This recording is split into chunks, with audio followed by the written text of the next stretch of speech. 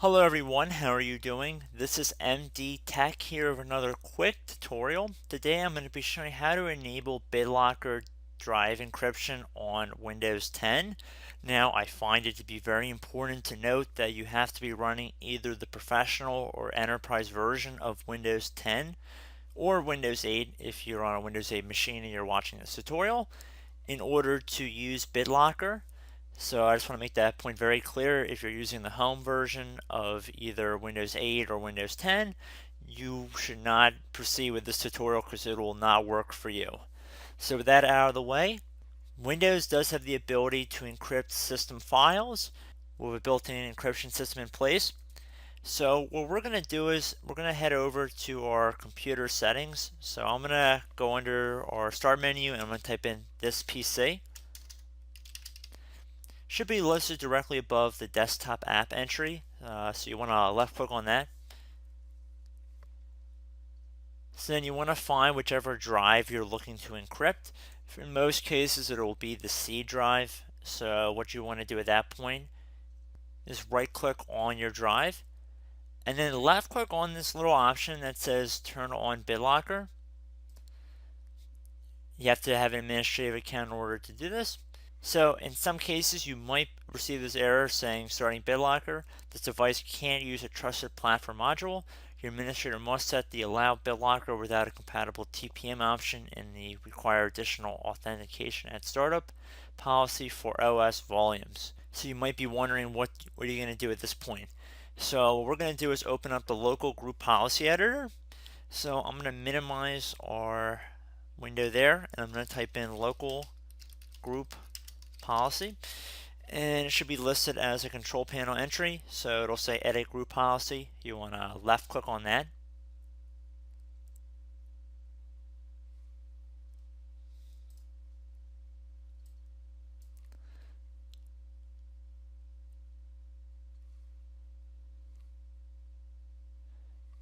So on the left side here you want to click on the drop down arrow next to administrative templates underneath computer configuration. So you want to do the first one. You do not want to click on the last administrative templates. So with that out of the way, underneath administrative templates, you want to go down towards the bottom of this drop down where it says Windows Components and left click on the little drop down next to that as well. So then at this point you normally actually have to scroll down because you want to go access our BitLocker Drive Encryption folder here. So you want to left click on the little drop down next to that. And then left click on the folder that says operating system drives. So now you want to double click on the option on the right here. It says require additional authentication at startup. So double click on that.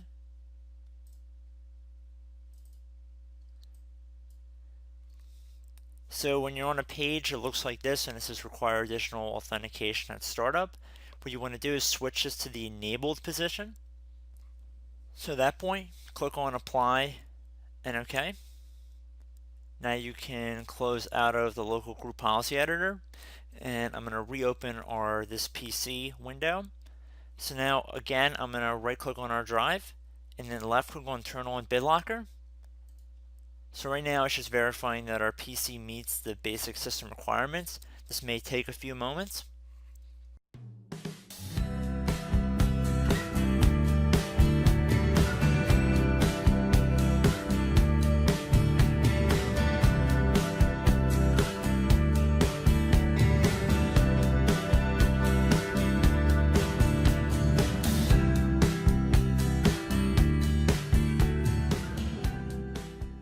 So then you'll receive a little notification saying BitLocker Drive Encryption Setup. When you turn on BitLocker, your computer performs the following steps. It'll prepare your drive for BitLocker and it will also encrypt the drive. So then what you want to do is left click on next at the bottom here. So if you get a little thing here saying an existing driver unallocates free space on its hard drive will be used to turn on BitLocker. If you click on details, you can see a new system drive will be created from free space on drive C. The new drive will not have a drive letter, so it's almost setting up a new partition on our computer here. And then you will receive a couple cautions here saying it might be a good idea to back up critical files before continuing. and it could take a little while depending on the size of your hard drive. So we're going to click on next here. So right now it's preparing our system drive. In some cases, depending on your computer, you might have an option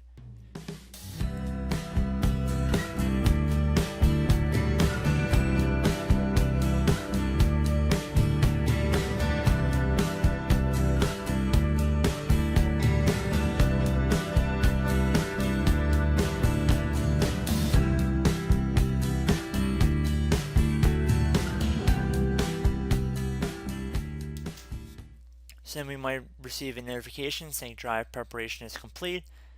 So then you just want to left click on restart now, and your computer will restart. So once the computer has finished restarting, I will be right back.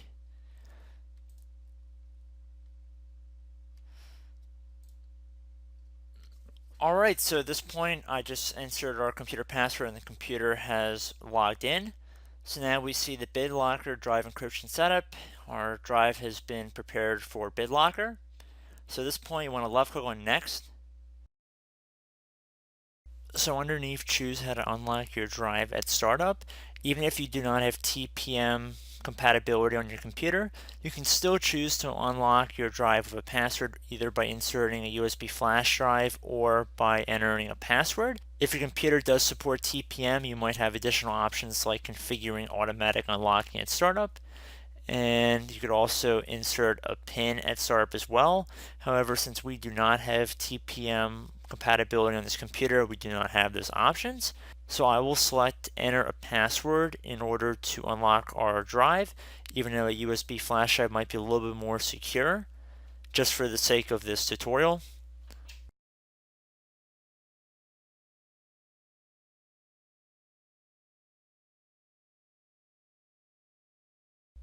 And at this point, you want to insert your primary password to unlock your drive. Make sure you keep this password safe and in a secure location and put it somewhere that you will not forget it. So I'm going to create the password here. Make sure you write it down in a safe location, just so you have it. And then left click on next. Now it'll say, how do you want to back up your recovery key? There are a variety of different ways we could save it. We could save it directly to our Microsoft account, and you want to make sure it's pretty safe. I would honestly discourage this method because if someone gained access to your internet connection or through your Microsoft account, they could decrypt your hard drive files and bypass any encryption that you set up through BitLocker. So I'd be more skeptical of that method. You could also save it to a USB flash drive, or you could save it as a file or to a file. Please note you cannot save it to any part of your encrypted device. You can't save it to the C drive in most cases because that just doesn't make sense. You can't save the password back up to your encrypted device. So we're going to save it to a USB flash drive. I've inserted one into the computer here, and then I'm going to left click on save. So it will save our recovery key onto our flash drive.